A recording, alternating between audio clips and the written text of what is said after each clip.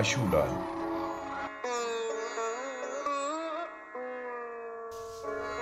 सराइकी अदब का ताबिंदा सितारा, जिनका असल नाम मोहम्मद अशरफ तखल्लुस शुआ। वालदा बचपन में इन्हें प्यार से अशूलाल पुकारती थीं। वालदा का पुकारा हुआ नाम उन्हें बहुत अजीज था, शायद इसीलिए इसी नाम से उन्होंने शोहरत पाई।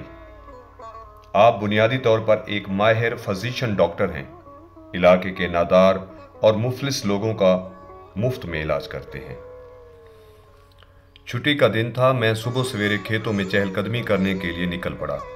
हर तरफ सरसब्ज खेत और ऊंचे लंबे दरख्त, जिनकी टहनियों पर सफेद बगले मंडला रहे थे। ये मंजर देखकर मुझे अचानक डॉक्टर अशूलाल फकीर का ख्याल आ गया। यकीनन उन्होंने इसी मंजर को ही देखकर ये गीत लिखा होगा। सावी सावी किकरी उते चिट्टे चिट्टे बग ढोलना, असा मना लोक सीधे तू मना ठग ढोलना। सावी सावी किकरी उते चिट्टे चिट्टे बग ढोलना, असा मना लोक सीधे तू मना ठग ढोलना। सावी सावी किकरी उते।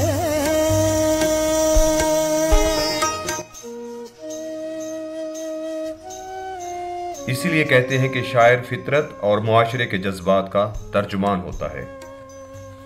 इस गीत के बाद मेरा जहन और दिल इसमें अटक कर रह गए। मेरे अंदर शिद्दत से ख्वाहिश बेदार हुई कि इस शायर से मिला जाए। इसका भी जल्द इंतजाम हो गया।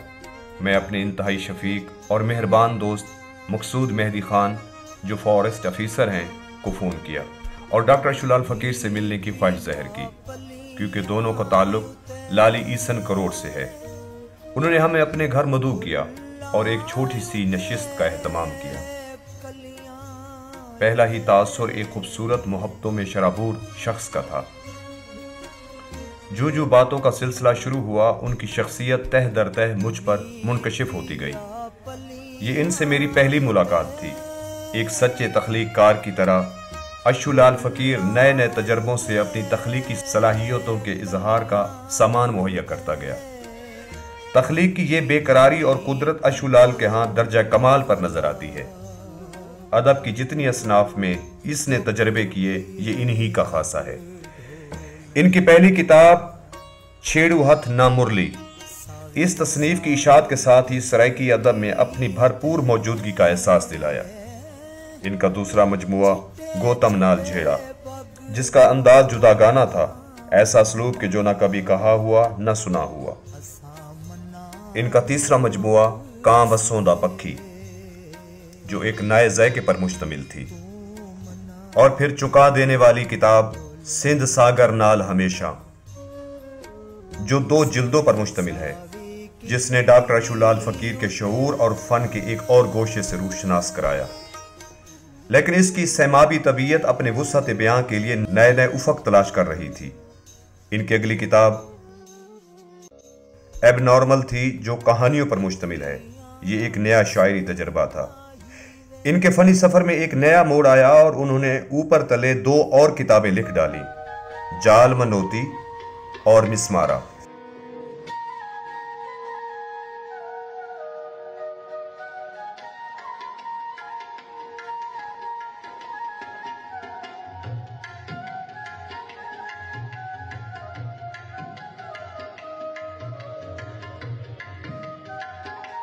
मैं जब भी इस शायर का तस्वुर करता हूँ तो दरिया, पानी, भंवर, मौजें, कश्ती, मलाह और आबी परिंदों की एक तस्वीर कैनवस के उफक पर उभर आती है और अशूलाल फकीर के शेरों के फूल यहाँ वहाँ खिलने लगते हैं। इसकी शायरी का महवर और मरकज़ दरिया सिंध है। इनकी शायरी में सिंधु को नुमाया मकाम हासिल है। वही सिंधु दरिया जिसके शफाफ चमकते पानी सफ़ेद झाग उड़ाते हुए रवां दवां है, जिसका बहाव सरकश है, जो करश्माती घोड़ों की तरह तुंद तेज है और रूप ऐसा है जैसे खुश जमाल हसीना। ये शेर का दिल रखने वाला शेर दरिया है। इसके पानियों के बहाव के साथ साथ एक तहजीब, जिंदगी, तमद्दुन और उम्मीदें बहती हैं। लोग सदियों से इसके साथ रहते चले आए और सदियों पर मुहीत एक तारीख रकम होती रही।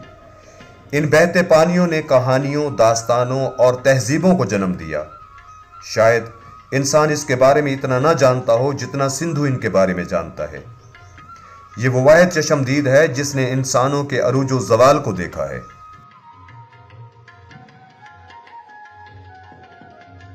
सिंधु करोड़ों नहीं बल्कि अरबों लोगों को खिलाने वाला वाहिद दरिया है। हर फर्द इसका एहसानमंद है और हर इंसान इसके एहसानों तले दबा हुआ है।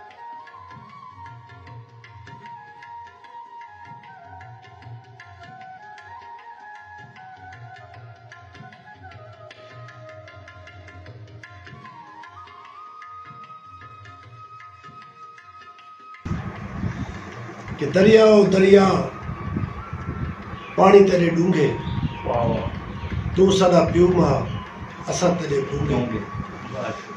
दरिया ओ दरिया पानी तेरे सावे, वो वेला हरदम जड़ा नाल रावे। दरिया ओ दरिया तेरे सादे सांगे, हंसन दी सूरत पानी दे मांगे। दरिया ओ दरिया धूप तेरी तिकड़ी,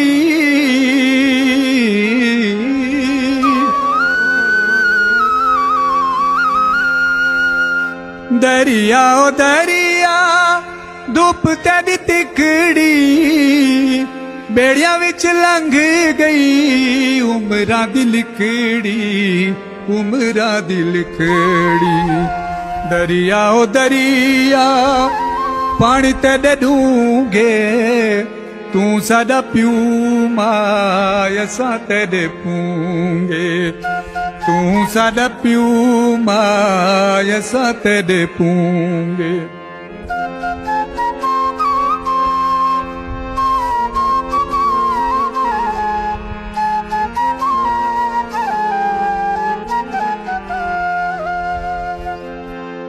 दरिया ओ दरिया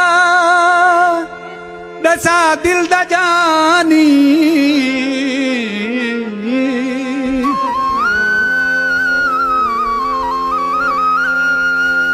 दरिया ओ दरिया दसा दिल दा जानी, किथा तेरे पखड़ू किथा तेरे पानी, किथा तेरे पानी। दरिया ओ दरिया। दरियाए सिंध की मोहब्बत वसेब के लोगों के खून में शामिल है। इसने कितनी बार आबादियों को पामाल किया, लेकिन लोग नाराज नहीं हुए और थोड़े ही फासले पर घर बसा लिए। लेकिन सिंधु को नहीं छोड़ा। दरिया का दामन बानियों से भरा रहता और लोग इसके किनारे सुबह शाम प्यार के गीत गाते रहते।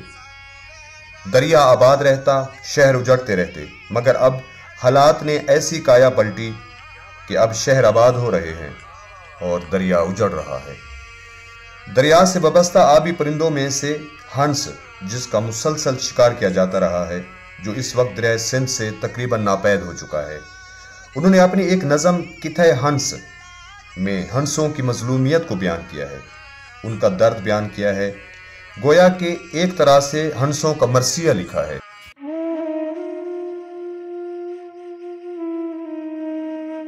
यहाँ हिजरत करके आने वाले परिंदों का बेदरेग शिकार किया जाता है, जिसकी वजह से अब परिंदों ने दरिया सिंध की कच्ची के इलाके में आना छोड़ दिया है।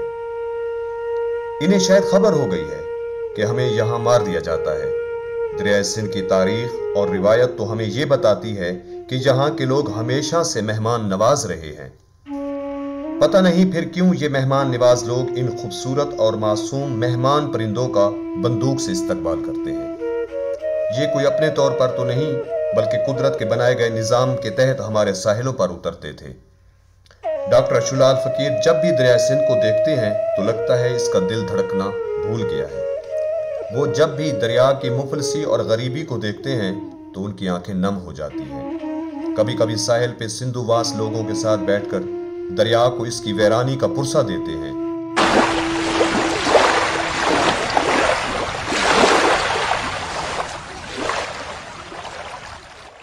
अल्लाह से बारे अस बहुत सारे मुतमईन है। अल्लाह से सारा एक दोस्त है जैको असा मतलब प्यार करना है, वो सजदा करना है, उनकी नमाज पढ़नी है, उनका वो करना है। उनके जेडे मौजज़े हैं, उनका एक मौजज़ा पानी है, उनका एक मौजज़ा हवा है, उनका मौजज़ा एक भा है। उनके मौजज़ा को मतलब असा को इज्जत नहीं होनी चाहिए सर। उनका मौजज़ा पानी है तो असा को इज्जत नहीं होनी चाहिए। उनका मौजज़ा भा है तो को इज्जत नहीं होनी चाहिए सर। उनका मौजज़ा हवा है तो को इज्जत नहीं होनी चाहिए सर। हवा की सूरत मतलब तक मिलवे से सर कुछ कर सकते हो, सारी वस्तु को बचाओ, सारे दरिया को बचाओ। ये नहीं बच सकता सर। असल मुकाम ने बनाया बैठे सारे।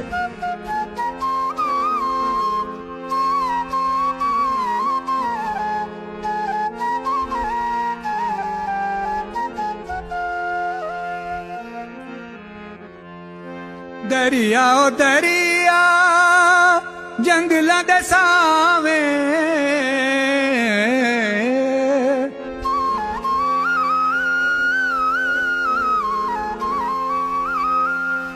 दरिया ओ दरिया जंगलां दे सावे कहीं दी तो सी खुशी साडे नामे, खुशी साडे नामे।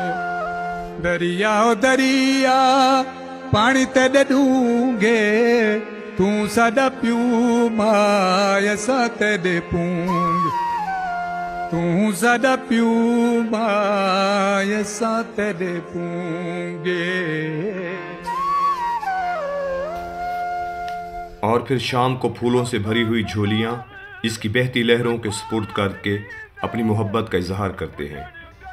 साहिलों पर खामोशी ही खामोशी है, शायद परिंदों ने बोलना छोड़ दिया है। जब भी डॉक्टर शुलाल फकीर जहां आकर आसमान की तरफ निगाह करते हैं तो कुछ परिंदे आसमान की बुलंदियों पर परवाज करते हुए बादलों की ओट में जा रहे होते हैं। उस वक्त वो सोचते हैं कि गुजरे हुए लम्हे भी उन खुश रंग लम्हों की तरह होते हैं जो परवाज करते करते आसमान की वुस्सतों में खो जाते हैं और फिर कभी लौट कर वापस नहीं आते। सिंधु तेरे पुत्र असा, सिंधु तेरे बाल असा,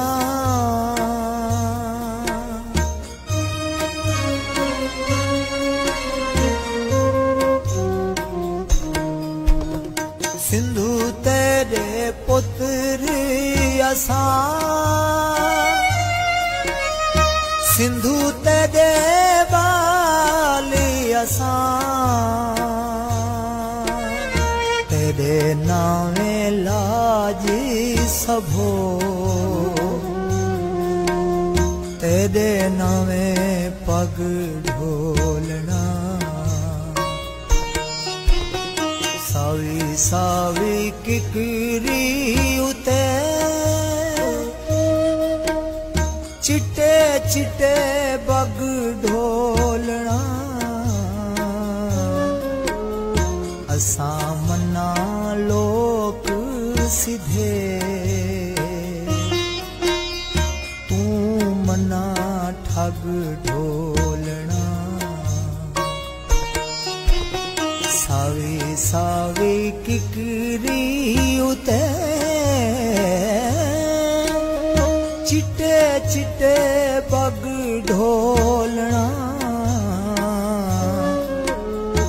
असा मना लोक सिधे, तू मना ठग